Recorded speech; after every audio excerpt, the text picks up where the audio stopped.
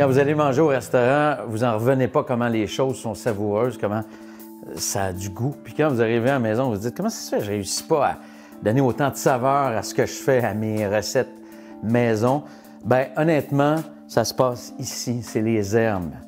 Et c'est pas si sorcier que ça, vous allez voir. Il y a toutes sortes de... D'abord, on est chanceux parce qu'on peut acheter des herbes à l'année maintenant, des herbes fraîches. Puis il y a des herbes séchées.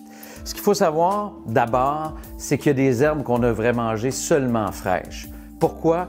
Parce qu'une fois séchées, ça goûte à peu près rien. Je pense à la coriandre fraîche. Je pense au basilic, par exemple. Basilic séché, ça goûte à peu près rien. Par contre, le basilic frais, c'est éclatant de saveur.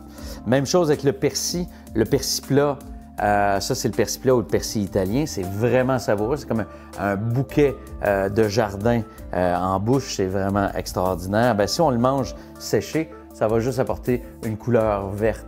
Pas grand-chose, finalement, au résultat. Mais quand on le met frais, au dernier moment, c'est formidable. Toutes les herbes fraîches, généralement, vous mettez ça au dernier moment pour pas que les huiles essentielles s'étiolent pour rien. Les saveurs vont disparaître trop vite. On met ça au dernier moment et ça vient enrober, donner une touche savoureuse extraordinaire. Il y a des herbes qui se mangent autant fraîches que séchées. Je pense par exemple au thym qui, une fois séché, réussit à conserver pas mal de saveurs. Je pense aussi au romarin, même chose. Le romarin, on peut le manger frais ou séché. C'est intéressant. C'est sûr que frais a toujours une pointe savoureuse. Et par hasard, il y a des herbes qui gagnent en saveur, pour moi, qui sont meilleures séchées. Je pense par exemple à l'origan. L'origan, une fois séché, c'est vraiment une explosion de saveur. C'est comme si les huiles essentielles se concentraient, alors que fraîche, il y a beaucoup d'amertume, moins intéressante. En ce qui me concerne, la sauge, la même chose. Une fois la sauge séchée, est pour moi meilleure que la sauge fraîche. Il y a ce fameux classique que vous devriez avoir à la maison, super pratique à utiliser. On peut l'utiliser à peu près à toutes les sauces. C'est les herbes de Provence. Alors, pourquoi on appelle ça les herbes de Provence? Parce qu'originalement, c'est cultivé en Provence, mais c'est surtout parce que c'est un mix de plusieurs herbes. On a du basilic, du romarin, de l'origan, on a du thym. Des fois, il y a des gens qui rajoutent un petit peu de lavande pour donner encore plus de kick à tout ça. Mais essentiellement, on a plusieurs herbes qui viennent donner un bouquet de saveurs extraordinaire. Ayez toujours ça à portée de main. Bon, là, vous vous demandez, est-ce qu'on peut mélanger n'importe quoi avec n'importe quoi? Vous savez quoi? La cuisine, c'est essai-erreur. Tant qu'on n'a pas les deux mains dedans, on ne le sait pas. Faites-vous confiance. On mange 3 fois par jour depuis qu'on est né. Je pense qu'on sait ce qui est bon et ce qui est moins bon. C'est pas juste les chefs qui savent ce qui est bon. Amusez-vous avec les herbes. Faites des mix, des matchs intéressants.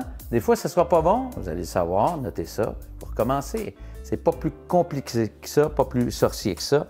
Un beau mélange qu'on oublie souvent, c'est le mélange de basilic avec juste un petit peu de menthe fraîche. C'est une explosion de saveurs extraordinaire.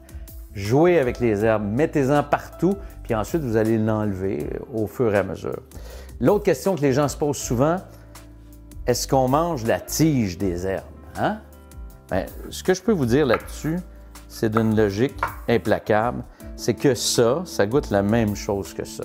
Par contre, c'est sûr que c'est un petit peu coriace. Alors, si on veut donner de la texture, on garde la tige. Si on veut donner un côté plus léger, plus fluffy, on garde seulement les feuilles. Si jamais vous n'utilisez pas les tiges, mettez-les de côté. Puis quand vous allez vous faire cuire des pâtes, je vais vous le montrer, vous mettez ça dans votre eau de pâte et vous allez parfumer vos pâtes de façon extraordinaire. En cuisine, rien ne se perd, rien ne se crée. On garde toujours ça pour faire une espèce de petit build-up de saveur. Et dans tous les cas, essai-erreur, les chefs.